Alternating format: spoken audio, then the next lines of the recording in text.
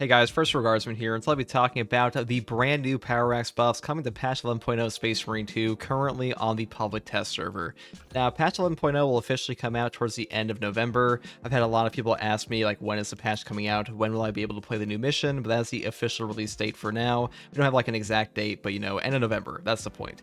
Now, as far as the actual buffs are concerned for the Power Axe, it has gotten some pretty substantial changes here. The biggest winner of this patch by far is the Block Axe. This weapon is probably the second best melee weapon in all of Space Marine 2 currently. It can now take full advantage of the power stance that the Power Axe was previously locked at only having in the balanced and fencing version. And as far as the perk tree is concerned, they've also made some changes here, starting with the perk Riposte.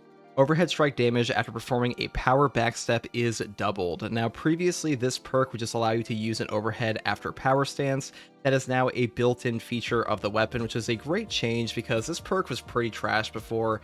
Now it's a pretty strong single target option. If you're unaware, overhead strike is simply the lunging attack of the Power Axe, and they've also buffed its base damage by 50% in patch 11.0 as well. Now, one more thing I want to talk about here is that you can now actually chain Whirlwind Slash immediately after an overhead strike. This is not like the biggest buff ever because Whirl Slash is still pretty awful in this game. Maybe like not awful, but it's a pretty underpowered tool compared to things like power backstep. If you want to go into like a Minotaur's Horde, the lunging attack, and immediately do this, you can now actually do that. Now, one huge change I do want to talk about is that the overcharge perk on Assault is actually fixed now. If you're unaware, in patch 10.0, this perk only works for the Thunderhammer, but in patch 11.0, you can now use it on all the other weapons, and in the case of the Power Axe, it will buff up the damage of your Whirl Slash and your Power Backstep. Now, Power Backstep is like the premier reason to use this weapon in the first place. It will be able to stagger and rage enemies, do tremendous damage in an AoE, and with Adrenaline Surge charges on the Block Axe now, it does pretty absurd damage. You can pretty much one combo any Majoris in the entire game, and even stagger bosses like the Hellbrute with it. Really strong option, and the buffs from the block charges will last just long enough for you to actually use an overhead strike immediately after this. So great combo, and the Block Axe really can't stop winning. Now, it may kind of seem like Saber Interactive is obsessed with the overhead strike, and to be honest, they kind of are, because even in the perk tree here, active attrition also got a change. It now says enemies hit by damage from melee attacks executed while sprinting or dashing take 25% more damage for 5 seconds. And they're really trying to build into like this assault build where you can use this perk on top of things like Winged Fury. Damage from melee attacks executed while sprinting or dashing increases by 100% and deals area effect damage in a 7-meter radius. Cooldown is 5 seconds.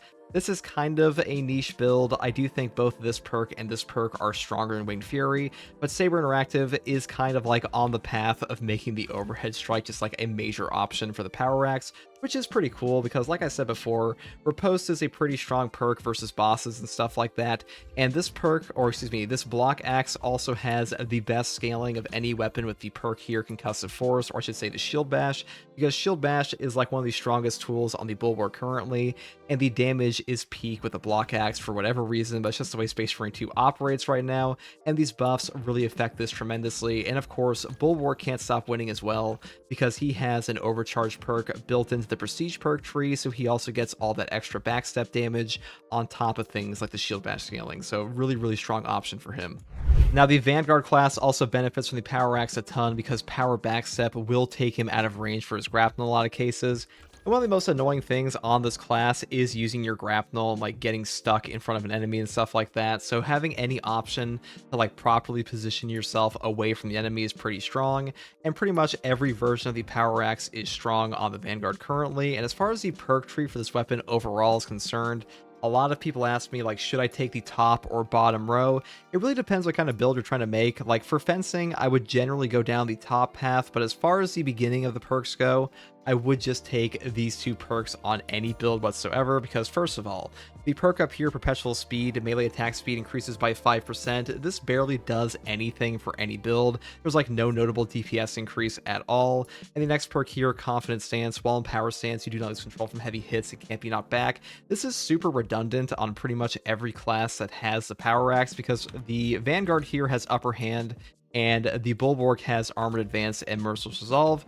and the Assault has Adrenaline Boost in its Prestige perk trees. So every single class has an option for no knockback outside of this, and in the Power Axe tree, the bottom row says Perpetual Strength for a 5% melee damage increase, and you can move up here into Coup de Grace. The last Strike of a light combo deals 25% more damage. It's actually quite strong because the last attack of your light combo is already the heaviest hitting of all of them to begin with, so this damage buff is actually better than you think. And then you can move up here into the perk tree anyways, and unfortunately for the Power Axe, once again, the perk up here, Endless Slash, you can endlessly chain World Slash attacks, is not very good anyways. So you are kind of getting the best of both worlds for the top tree here, though I will say if you want to pick up the perk down here, Tactical Retreat for 25% more damage on your power backstep, you will have to go all the way down the top tree instead and skip over these bottom perks. Just keep that in mind. So basically, the rule of thumb here is if you're trying to go utility, take the top tree because it has perks here like Restoration, which is armor restore on your weapon perk tree, and things like Power Strike, which is 20% more damage from your power stance gun strikes. Now, there's actually a way with this perk to gain both the benefit of the damage bonus from the gun strike on top of doing a power backstep that one combo, guys. I'll show that in game in a second. Just want to make note of that here. And if you're going for full damage on a power axe, just build the bottom tree because the bottom tree is just way better for that. Now, speaking of the bottom row, I want to talk about the perk down here, Discharge. Overhead Strike deals additional area damage around the target. Cooldown is 15 seconds.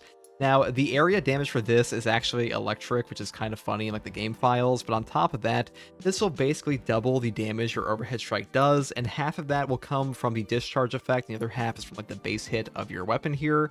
So the full damage of that AoE will actually go out to everybody in the AoE, but the only ones that will take the full damage of the overhead strike are those directly impacted by that. So just keep that in mind. That's just the last thing I want to talk about here.